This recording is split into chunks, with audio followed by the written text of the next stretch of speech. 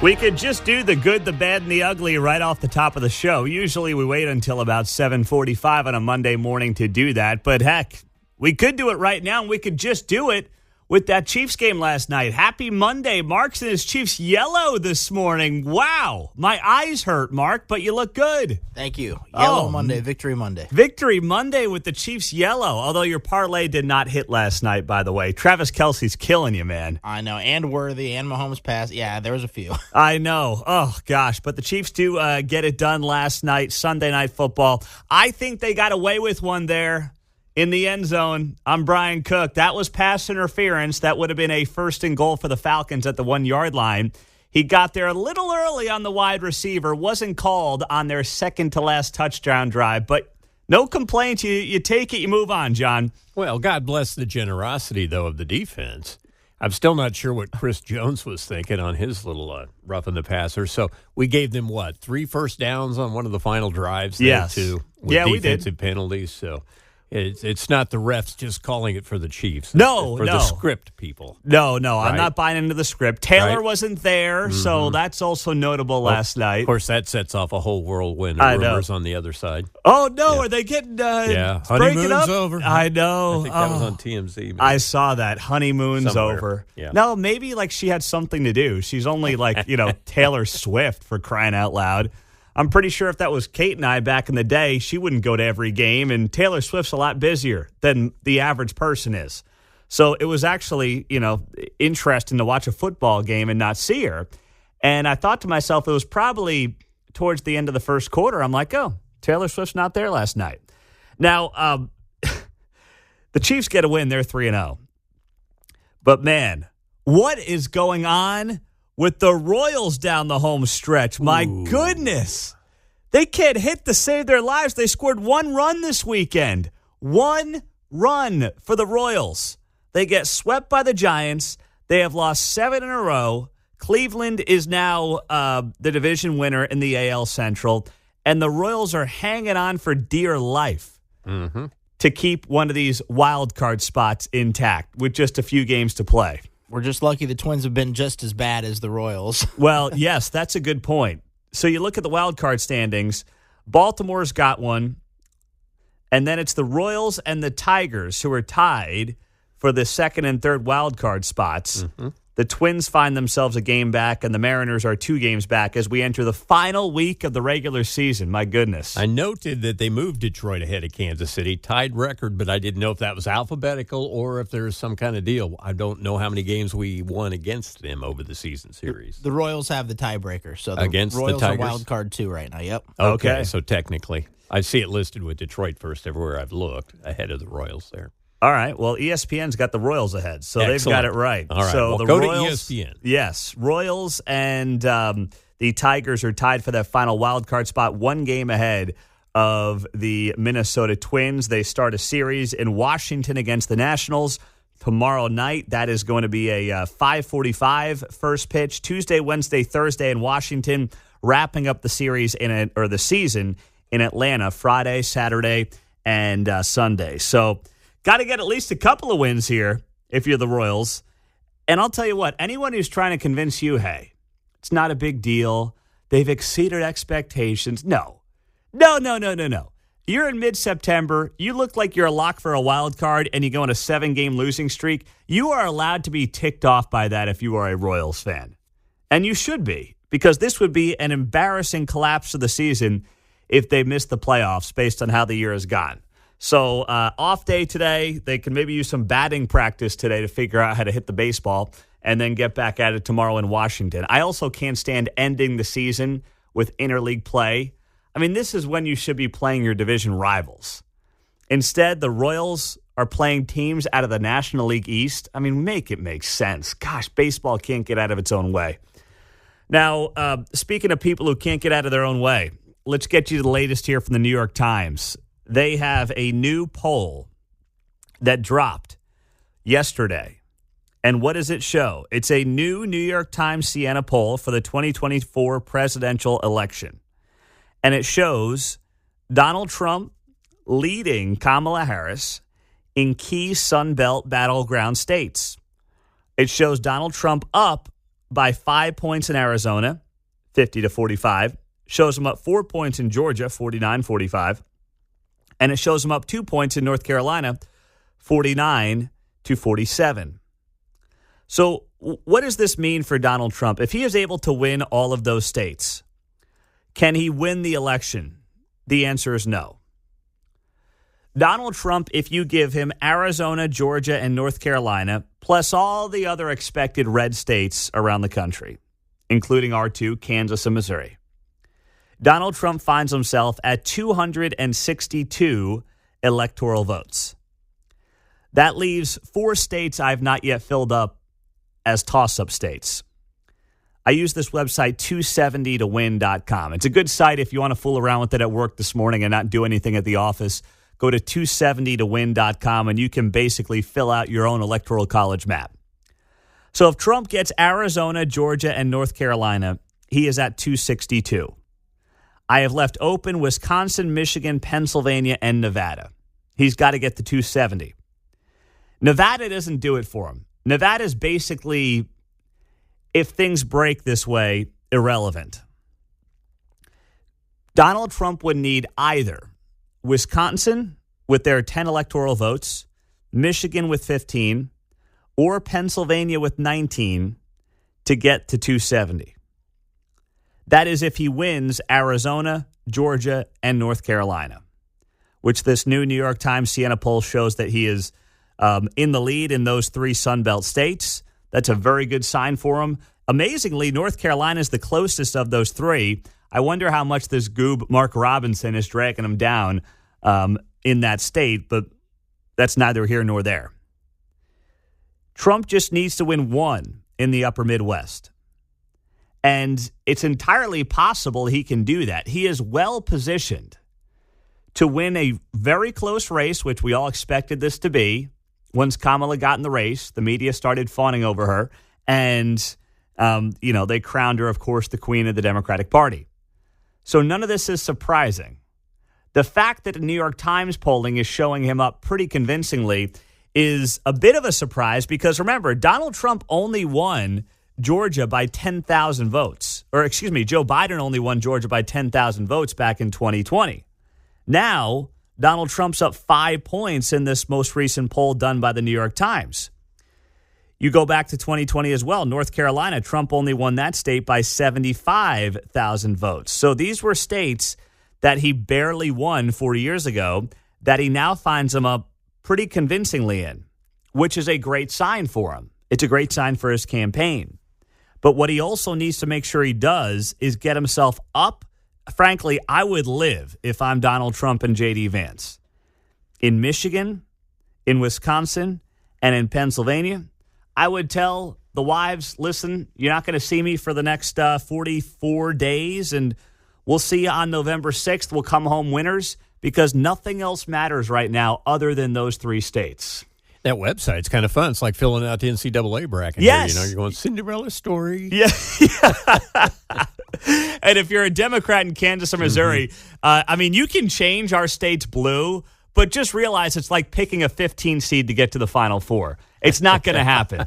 Okay? Yeah. 913-408-7957. Now, what happened in one of these 3 states over the weekend that could turn the tide towards one of these 2 candidates? There was something in Wisconsin, Michigan, or Pennsylvania that took place over the weekend that could dramatically change this thing for the next 40-plus days. I'll tell you what that was next on 95.7 FM KCMO. Tell me if you saw this coming, because I sure didn't. Amir Ghalib. I'm not going to say I know him well or heard of him before this weekend. But Amir Ghalib is a Democrat, and he is the mayor of Hamtramck, Michigan. It is a suburb of Detroit. He is the first Arab-American mayor of this city, which has the highest percentage of Muslims in its city of any in Michigan. He won his election by 68%. And he announced yesterday that he was supporting and endorsing Donald Trump to be the next president of the United States. Such a nice man. Tell me if you would have predicted that even a week ago. That is just a shocking development. So you've got Michigan, obviously, which is a key swing state, and you have a Democratic Muslim mayor announcing that he is endorsing Donald Trump. He posted this on Facebook yesterday. And this is huge for Trump, by the way. I mean, in case you needed to know that, this is enormous. In a key swing state, Donald Trump gets an endorsement of a Muslim mayor in the largest Muslim suburb in the Detroit area, based on percentage. He writes, "Ladies and gentlemen, let me be clear, so our expectations are realistic. President Trump and I may not agree on everything, but I know he is a man of principles. Though it's looking good, he may or may not win the election and be the 47th president of the United States. But I believe he is the right choice for this critical time. I'll not regret my decision, no matter what the outcome would be, and I'm ready to face the consequences. For this and for many other reasons, I announce my support and endorsement for the former and hopefully the next president of the United States, Donald Trump. Now let the caravan begin its journey. This is just the starting point. Amir Ghalib." Now, the state of Michigan, Donald Trump lost by about 150,000 votes in 2016. In 2020, he lost it by about 154,000 votes to Joe Biden. In 2016, he won the state of Michigan by about 11,000 votes over Hillary Clinton. So even when he won it, it was by a very narrow margin. But this cannot be understated. Donald Trump's ability to get this guy who is a physician and the first Muslim mayor of this community and a Democrat to endorse him in a key swing state is something that I didn't think I'd ever see. And by the way, this town of Hamtramck, Michigan, is the only Muslim majority city in America. So put that into perspective. The only Muslim majority city in America. It's about 60% Muslim. It's a town of about 28,000 people outside of Detroit. I mean, that is shocking. And I Googled this story this morning, and I don't see anything on CNN, NBC. I found one story from Newsweek, which I didn't know Newsweek was still a thing, but I found one story from Newsweek on this. Nowhere else have I seen this story talked about outside of social media. That's where I stumbled upon it last night, and I'm like, all right, let me make sure this is accurate, right, and find the post for myself. I did, and I'm like, man, this is a big deal. And it's not just like, well, it matters to that town. That's a big deal for the entire Muslim community in the state of Michigan. And you would think like, hey, the Muslim community may not be warm and fuzzy with Donald Trump because he has been very pro-Israel since October 7th of last year. So that's a pretty stunning development as well. A Muslim mayor who is a Democrat saying Donald Trump's the guy. Well, maybe it's because also everybody in the region realizes that Donald Trump is the best option for just peace and prosperity. We know that when push comes to shove, he's going to be on Israel's side, but no matter which side of that deal you're on the other side of the world, the reality is this: peace is good for everybody. Unless, of course, you're part of one of the terrorist organizations, of which there are many.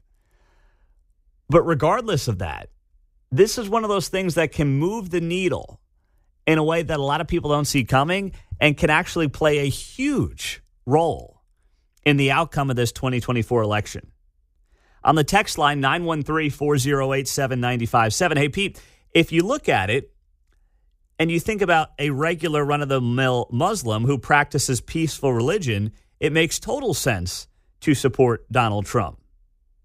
Yeah, and I wonder, as some of you are also saying on the text line, how much of this is just about, the common sense social issues of our time.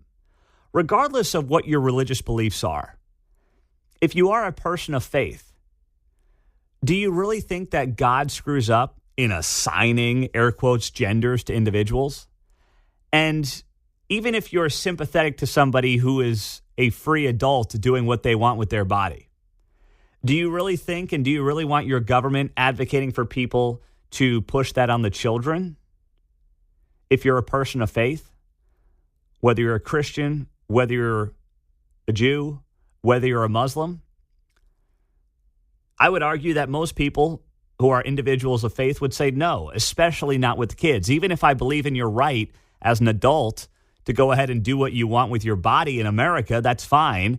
Pushing it on kids in public schools is not something that people of faith, regardless of your faith, are going to be on board with or overwhelmingly will be on board with. But those are the times that we find ourselves in right now, where you've got to pick one side or the other.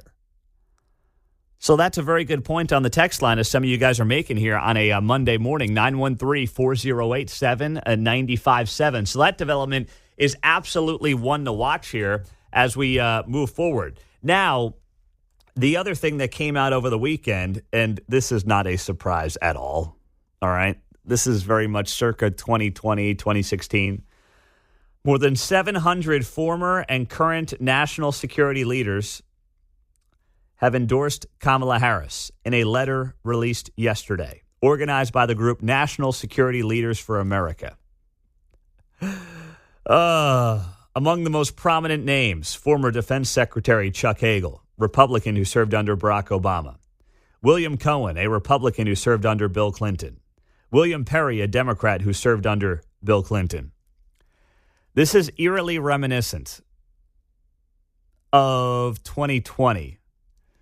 When, who is it, all those goober national security experts who came out and said that the Hunter Biden laptop story was fake when we knew it was real, and it turned out to be real. Remember that whole thing?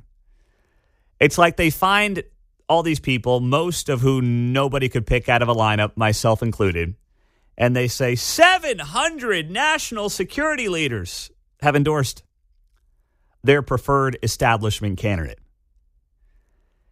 It's not about who's actually on the list. It's about having this big, impressive number that's supposed to make you think, well, boy, if 700 people who are experts, air quotes, feel that way, I wouldn't want to be wrong now, would I? It's really meant to intimidate you. But you know how I look at a letter like that? I look at a letter like that and I say, the fact that we've got 700 people we can find for this tells me the government's way too damn big. That's my big takeaway on this one. The government's too big. The government's too bloated. And the fact that you can find 700 people to sign letters like this tells me that there's a lot of fat that we can cut. That's how I read into it. Coming up on KCMO Talk Radio, Lucas Kunce versus Josh Hawley got heated over the weekend. We'll tell you why next. Well, a Friday debate is better than nothing, and that's what we got in the Missouri U.S. Senate race. Josh Hawley running for re-election. Can't believe it's been 6 years. Went up against Lucas Kunce in Springfield on Friday at the debate hosted by the Missouri Press Association as they went back and forth on many of the key issues that obviously people are focusing on right now: energy policy, military aid to Ukraine, tax policy, abortion, immigration, all the things that you would expect them to cover and go over. And Josh Hawley showed up to this debate and came out just like a ball of fire. I think Josh Hawley knows he's in a very good position to get reelected. But he also knows that it might be more unpopular in certain parts of the state than he would prefer to be. Some of the suburban areas, obviously not the most popular in some of the urban areas. We understand that. And you don't want to take any chances. Josh Hawley's a smart guy. He should be able to get on a debate stage against almost anybody, or really anybody, and defend himself. And that's exactly what he did on Friday in Springfield. And I've got a clip here of Josh Hawley just giving the rest of his debate answer time to Lucas Kunce to say whether or not Lucas Kunce, the Democrat, is going to vote for Donald Trump or Kamala Harris. Where have you heard the strategy of a Republican giving his time to a Democrat to talk? Who gave you that idea? I'm not saying Josh Hawley took this from us. I'm just saying, like, this is what I was begging Trump to do, right?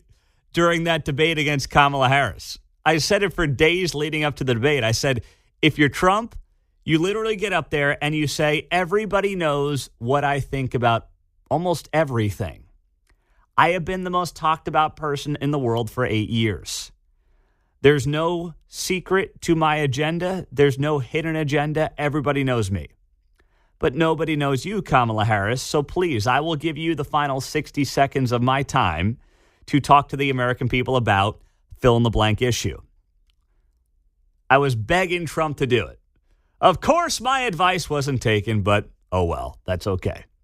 So here was Josh Hawley using that strategy effectively on Friday night in Springfield. Yes, is the answer to your question. I support President Trump's tariff agenda. I support tariffs on China. I support tariffs that protect American industry and will bring back good-paying jobs right here to the state of Missouri. Now, I noticed that Lucas Kunce just mentioned Donald Trump yet again. He's got an ad on TV where he has Trump's name up there and is proud to have worked for Trump. Big bear hug to Trump, big kiss to Trump, but I haven't heard if he's voting for Trump. I haven't heard who he's voting for at all. So he was fussing about time a second ago. I'll yield the rest of mine. Look, I got a lot left. I'll yield the rest of it to Lucas to tell us who he's voting for. I'll tell you right now, I will work Who are you voting for? I will work with anyone in the uh, U.S. Senate to bring money back to Missouri, Who are you voting to for? invest in Missouri. It's and put us Nathan in Klein's front of turn China. here. So, Nathan. That's a good job by Josh Hawley. Who are you voting for? Who is your preferred candidate? And Lucas Kunce was unable to answer the question. Now, Lucas Kunce also had an opportunity over the weekend to answer that very same question when he hopped on MSNBC. And instead, we got this massive word salad from Lucas Kunce, and he's got to be prepared for this. Donald Trump's going to win this state by double digits. You know what would be smart of Lucas Kunce to say?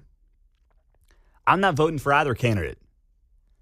I don't think either candidate is worthy of being the leader of the free world. I'm just saying, if I'm Lucas Kunce and you want to figure out a way out of this, I don't know how you don't come to the obvious answer of saying, I can't vote for either candidate. Even if you do a private wink, wink, nod, nod to Kamala Harris because you need the Democrats' money.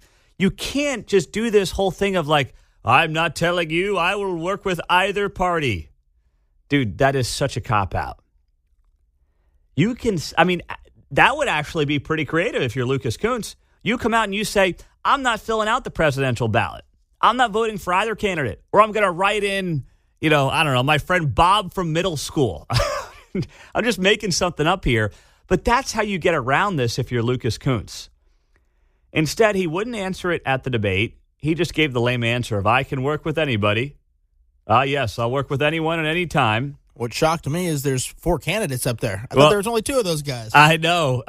Well, there's actually one that's pretty well funded, by the way. I'll get to that here in a second, Mark. So thank you for the tease there. Here was Lucas Kunce, MSNBC, over the weekend. Just to be clear, for the record, are you definitively able to say that you are voting for Vice President Harris? And join this race to decide who the president is or to tell other people how to decide to vote for the president. It's a uphill battle for me just going around Missouri, asking people to vote for me for U.S. Senate. So I'm focusing on that. I'm real excited to get into this office and win. And I can tell you right now, I will work with anyone and any president to bring money back to our state and do all the things that everyday people here in Missouri need. And that includes codifying Roe versus Wade, ending the filibuster, passing the Protecting the Right to Organize Act, and many other things. But you're comfortable saying you're going to support the amendment in your state. You're not going to support, or you can't say definitively here and now that you will support the Democratic nominee for president? Again, I didn't get in the race to try to decide how other people vote for president. I've gotten into this race to sell myself, to talk about what I'm going to do for Missouri, and I just want to stay hyper-focused on that. I want to show the contrast between me and Josh Hawley, and I don't want to spend another second on anything else. And that's where we're going to be. Given what you've said about Josh Hawley and Project 2025, can you say definitively you won't be voting for former President Trump? I can tell you what, when I'm in office, I will vote against every single thing that they got in Project 2025 that takes away power from everyday people. And I'm going to make sure that Josh Hawley's not in there to run his Project 2025 agenda going forward in 2025. What about former President Trump? Would you cast your ballot for him? Is there any chance you would vote for former President Trump? Again, everybody's trying to get me to tell people how to vote in this election. I just want to know how you're going to vote. I just want to know how you're going to vote. And I'm just saying, it's not my place, right? Like, I'm in Missouri, we have protected ballots. I'm going to vote for who I'm going to vote for. And this guy, Lucas Kunce, who's been on the show before because he ran for governor 2 years ago as a Democrat, is just not very bright. That's the only conclusion to come to, he's not a smart guy? Because if that's how you're answering those questions, then one, you seem awfully unprepared, and two, you just look like a clown. I understand Trump's going to win this state by double digits. You're running as a Democrat. You've got to figure out what you're going to do. You've got to do better than that. That was Kristen Welker of NBC News asking him those questions, and she was exactly right there at the very end. She's like, I'm not saying you got to tell anybody how to vote for. I'm just wondering how you're voting, right? Like he kept going back to the well of, I'm not here to try to influence the race. Trust me, buddy, you're not influencing the presidential race in Missouri, okay? Don't give yourself too much credit. We're just asking you how you would vote in this presidential race. And if you don't want to answer, or if you know it's political suicide to say you're voting for Kamala Harris, then guess what? Just say, and maybe actually do this, although politicians, lie more often than we care to admit, then just say, you know what? I am not voting for anybody at the top of the ticket. I'm leaving it blank because I don't trust either of these two candidates. Maybe that's what you do. Maybe that's your cop-out. But this just looks even worse. This just looks like you can't tell the people of Missouri how you really feel and what you're going to do. And if you can't do it on something simple like this, why would they elect you to office? Now, Mark, you asked about the other people on the stage there. There's one in particular that's actually worth keeping an eye on. Not that he's going to win, but he could end up playing spoiler to some degree in this race, and that is Jared Young. Jared Young is a guy who is running for U.S. Senate. He has raised $900,000. Younger guy. And while once again, I am not saying he is going to win, he has probably no chance of winning this race. You raise $900,000, you might be able to make a little noise and pull some votes away from other people. 913-4087-957. Pete, that guy Lucas Kunce is doing a word salad that would make Kamala Harris proud. Yes, that's very good. Very well done. 913-408-7957. We appreciate you being here on KCMO. Kendall Gammon is going to join us just after 7 o'clock on a Monday morning, recapping that Chiefs win from last night over the Falcons. Another one that went down to the wire. We'll get to that just after 7 o'clock. We'll get to you here on KCMO Talk Radio, including one of the more contentious moments that you might have missed. We'll share next. I always love seeing the fallout of some of these controversial plans for the politicians in the Kansas City area, and probably not since the controversial vote in Jackson County around the Chiefs and the Royals 3/8 cent sales tax have we seen something at this level as the Lenexa homeless shelter proposal at I-35 and 95th Street. They are two of the more controversial. Obviously, Chiefs and Royals take the cake in terms of, spotlight and controversy. But this Lenexa homeless shelter, of all the local controversial proposals that have been put forward this year, is right up there. And as we now know, after last week, it got rejected by the city council in Lenexa 5-2 for the special use permit that would have converted the La Quinta Inn and Suites into a homeless shelter there on 95th Street just off the interstate. Well, on Friday, we had on Johnson County Chairman Mike Kelly. Mike Kelly was on the show, and we appreciate him coming on the show. And I just wanted to get his side of the story. He was a big proponent of this homeless shelter going in that location. He did not get his way, and now that cost the county taxpayer about $500,000 in lost funds because they had spent $500,000 to get the proposal to where it was. And then Lenexa said, yeah, that's not going to happen. So we were talking on Friday. It was I would call it solid conversation. But then the chairman elected to go down the road of blaming this show in particular and others for what he called misinformation around the project. And it ended up being our most listened to podcast over the weekend. So if you missed it, here it is, and I want to expand on it because I didn't get a chance to really give a lot of feedback because we were up against a break. We had another guest coming up after Mike Kelly was on the show.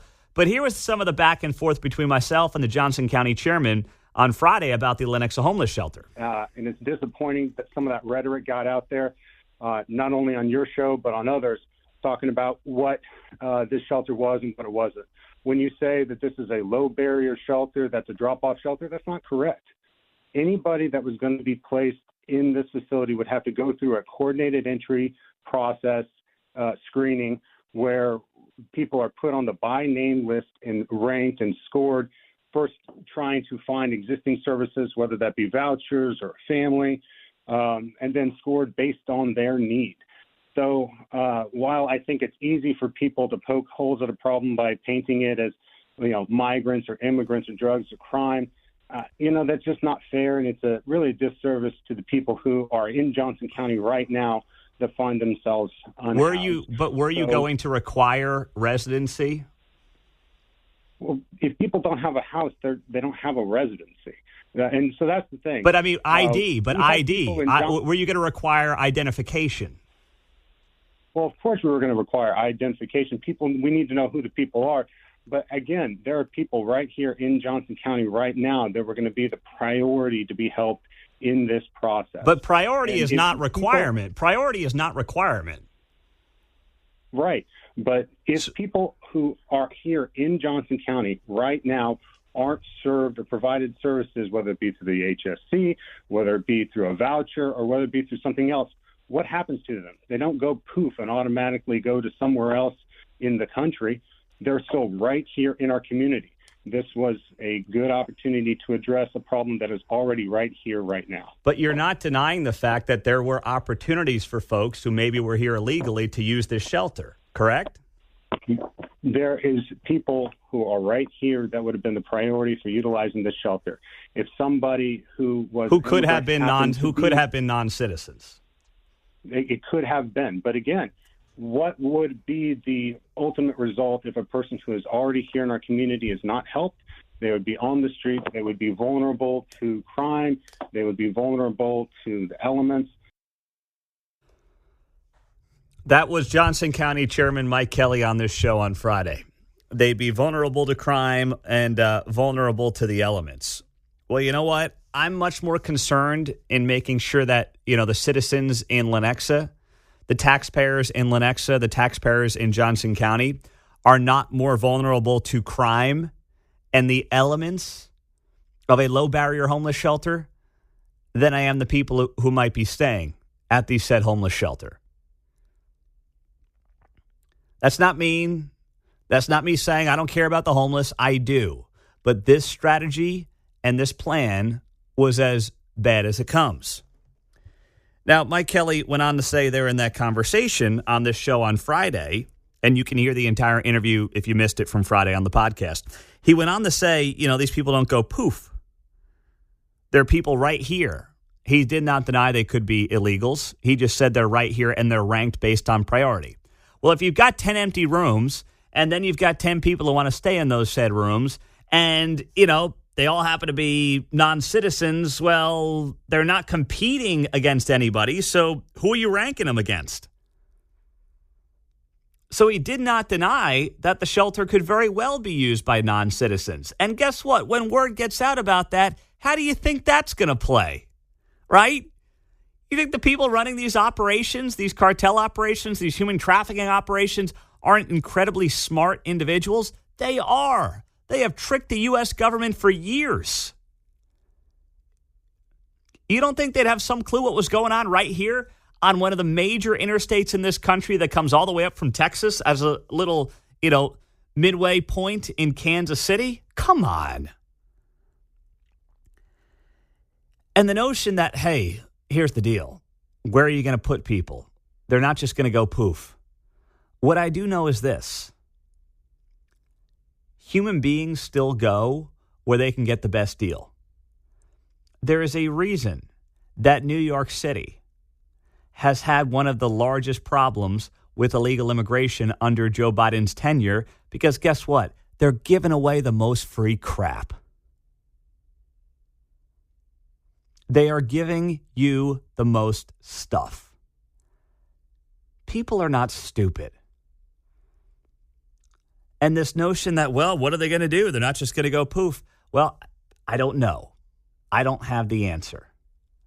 But to try to shame the taxpayer in Lenexa into going along with this because, well, what are they going to do? They're not going to go poof.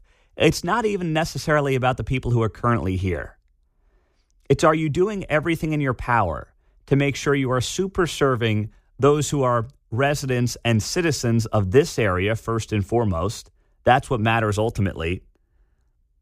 And not encouraging people who may not be here legally and may not have anything to do with the Kansas City area from making this to their home because it's, well, convenient. And those questions were never answered. Who doesn't love the kids? Who doesn't love the schools? That's the pitch as they try to pass sports betting in Missouri. You've seen the ads. I've seen the ads. Sunday Night Football had a couple of ads last night as the Chiefs were taking on the Falcons. Hey, Missourians, pass sports betting because don't you want to help the kids? Well, now I'm not a Missouri resident, but if I was, I would vote for the sports betting because I think that people should be allowed to place a wager on their Chiefs in the state of Missouri. But please don't sell me on, if I'm on the fence, well, don't you want to help the kids? Don't you want to fund the schools? Please, just say, hey, sports betting should be allowed and legal, and here's why it should be allowed and legal.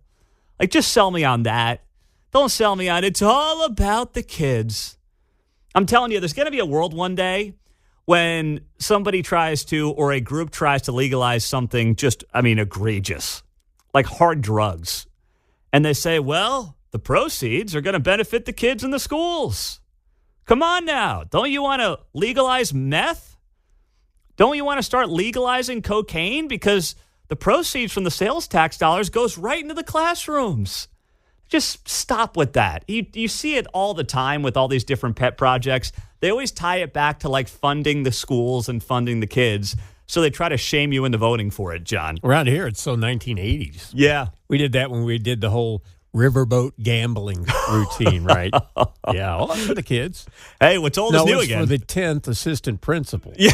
You're getting plenty of money. Yes, the teachers need a raise, so reallocate the money correctly. Yep. Unfortunately, these public schools, in too many cases, have become jobs programs for adults. It's not about the kids and the teachers like it should be. Yeah, we all agree. Give the teachers a raise. But as John noted, is it about the 10th assistant principal or getting the kids a raise? Because as far as I can tell, and our friends at the Show Me Institute has covered this extensively, most Missouri school districts are paying out between federal, state, and local tax dollars $15,000 to $20,000 per pupil. That's what it averages out to. That is an astronomical amount of money. If you had 15 to 20 grand a year in your pocket to have true school choice with and do what you want, what would you do? Now, you might say I'd do the same thing. I'd send them where they're going, but a lot of people might not. And to look at that number and say, yes, the problem that we have in our schools are funding, I'm not buying that for a second. But that's been the pitch. This from Fox 4 over the weekend. Missouri voters will soon decide whether to legalize sports betting. Ahead of the vote, Winning for Missouri Education, the group behind Missouri Amendment 2. That is so tricky, isn't it?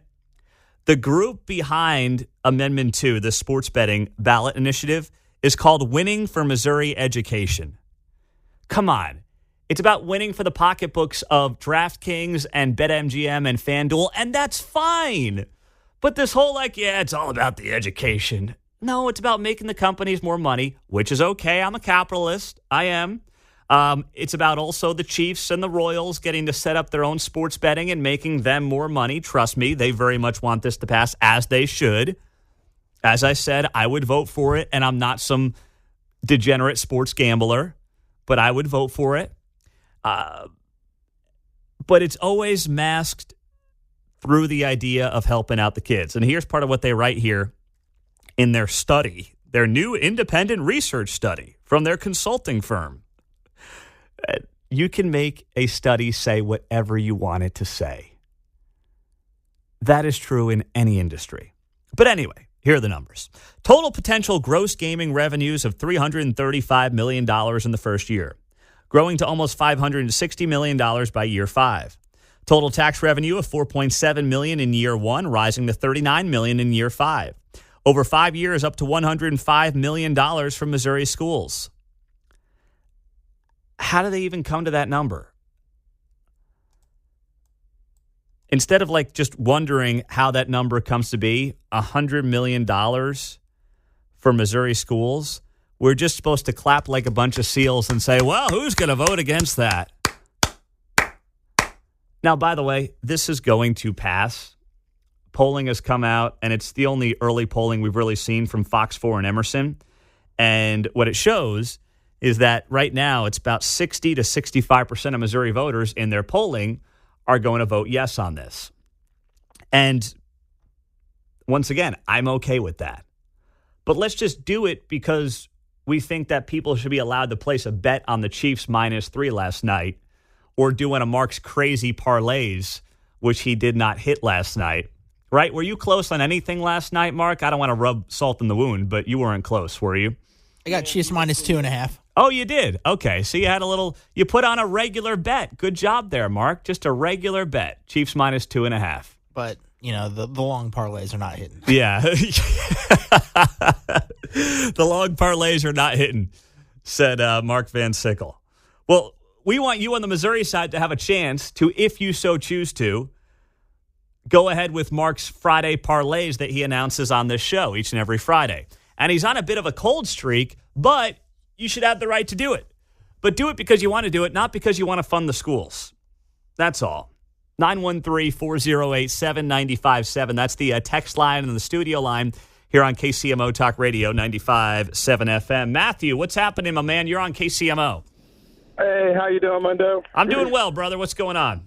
Hey, not much. The only question I have, and I know that this is going to pass, but it would be nice to know how they're going to distribute the monies. Are they going to distribute it to, inner city only? Are they going to distribute it to all the school systems?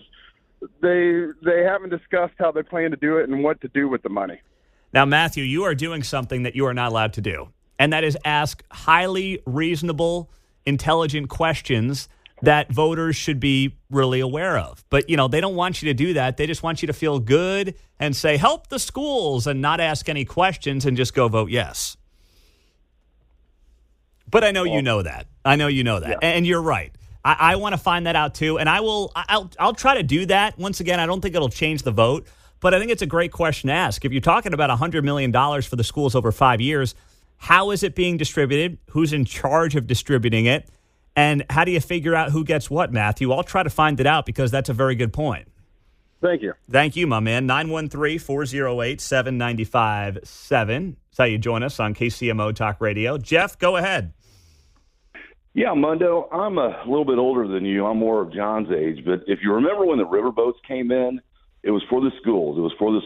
And pawn shops blew up like nobody's business. I had 3 fellow workers that all 3 of their mothers went down there and lost everything they had. And some people don't have any control over gambling. And this is just another episode of say it's for the school. And it ruins people's lives, man. Some people can't handle it. And that was my problem with the riverboats. It was all for the schools 30 years ago. Mm-hmm. And I had a couple buddies that own pawn shops. They said they're killing it, man.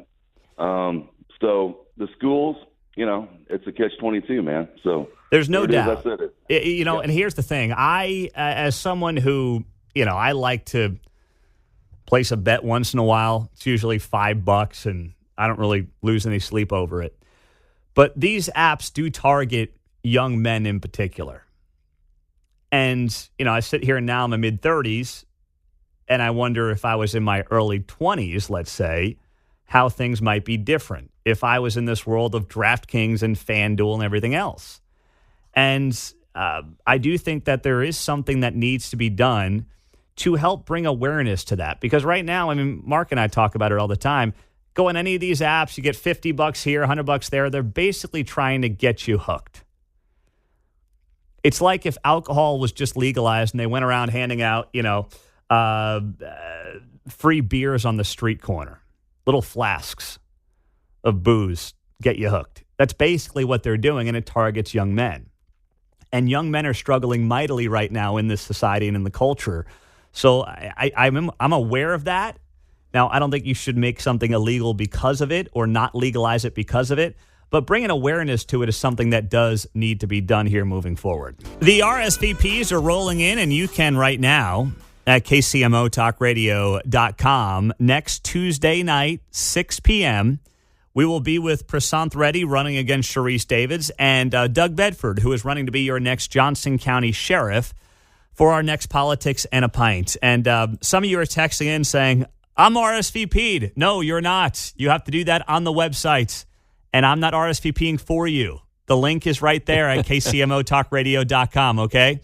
So go to the website. You will see it, I don't know, a third of the way down the homepage. And you click on the link, and then you fill out your name, your phone number, and your email, and how many guests are in your party, John. It's very simple to do. For us boomers, it's right under the big picture in the Xfinity kickoff clock. Yes. We need a little bit more direction. Yes. If you need a little more direction, it's right there. Right First there. Story under features. Yes. Right now. You can't miss it about a third of the way down the homepage. It's also on our Twitter and Facebook page. Oh, thank you, Mark. There That might Mark. be easier. Yep. Go to the KCMO Talk Radio Facebook page or X page, and I will share it on my pages as well, so you can RSVP next Tuesday night. It's going to be a great time. We're looking forward to it. Okay, I don't want to jump ahead, but Donald Trump made the comment, not me, so let me spend a few minutes on it. Donald Trump was asked, if he loses, will he run again in 2028? Here's what he said. And then, if you're not successful this time, do you see yourself running again in 4 years? No, I don't. No, I don't. I think that will be it. I don't see that at all. I think that hopefully we're going to be successful. Okay. There you go. Hopefully we're going to be successful. No, I don't see that. And at that point, he's going to be 82 years old. So that makes sense. And frankly, I didn't think Donald Trump would say that. I figured he would say, well, first off, we're going to win, but you never say never. I'm not thinking about 4 years from now. For Trump to come out and just say no. First off, it was a surprising answer from Donald Trump, in my opinion. And on top of that, it was a definitive, no, I'm not doing this again. And I'm glad that he said that. First off, all that matters is that he wins here in a few weeks, and that's ultimately going to determine a big part of his legacy. Let's be honest. If he wins this one, he's the comeback kid. And Trump has spent a large part of his career in business kind of being the comeback kid. If he loses, then the narrative is just going to be 2016 was a wild fluke. That's what the narrative will be. And that, yes, he would have won in 2020 if not for COVID, but COVID did happen. And that hurt him in a big way. He was rolling to a re-election pre-COVID. As much as people were annoyed with the mean tweets and stuff, he was going to win re-election if not for COVID.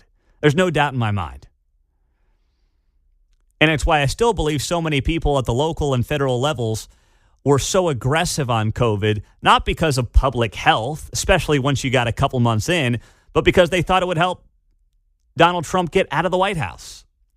As disturbing as that is, I firmly believe that to be the case, and nobody's going to convince me otherwise, that there are politicians who promoted and pushed for more lockdowns than they knew were necessary because it was an election year, and to hurt the guy who was in the White House and create pain and frustration amongst the American people to the point that they just wanted change. And, they got change, all right. Wasn't good change. Come on, man. But they got change. That's for damn sure. They got that change. But for Donald Trump, you look at it right now and you say to yourself, okay, I am basically, it looks like, when you look at the polling, one blue wall state away from finding myself back in the White House. New polling came out this morning from the New York Times, and it has Donald Trump up 5 in Arizona, 4 in Georgia, 2 in North Carolina. If that holds, Donald Trump finds himself at 262 electoral votes. That is obviously 8 away from being the next president. Wisconsin's 10, Michigan's 15, Pennsylvania's 19. He wins one of those, and he's back in the White House. Nevada is still out there as a toss-up state, but it's only 6 electoral college votes, so it really doesn't matter if this map of 262 holds up for Donald Trump. You know, he's going to obviously win Kansas and Missouri. If he wins all the states he should win, and then Arizona, Georgia, and North Carolina break for Trump, he gets to that 262 number.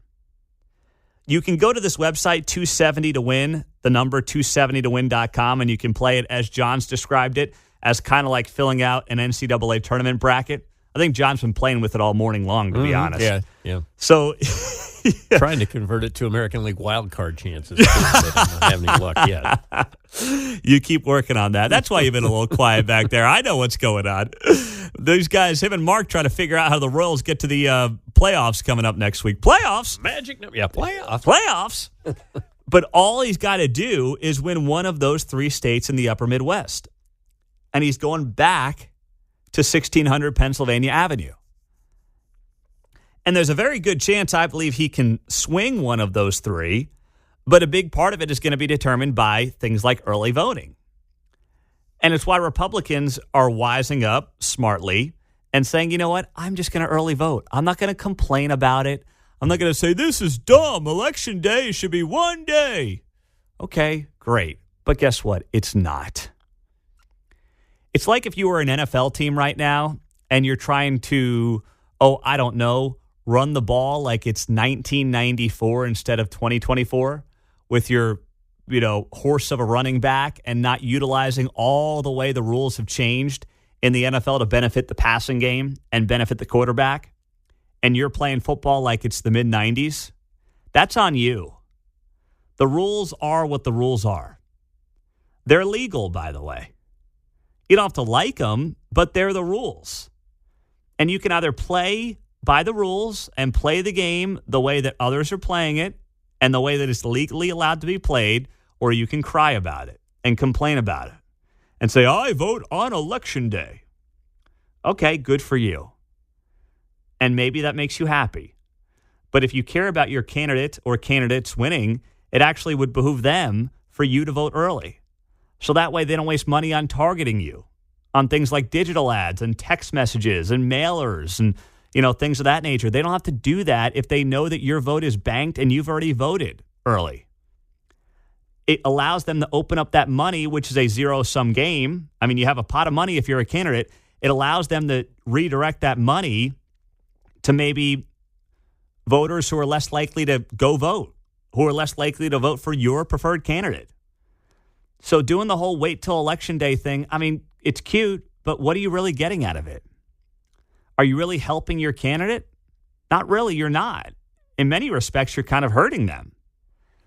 So get out there, do the whole thing early, regardless of how you feel, by the way. I don't much care what your preference is, but these are the rules.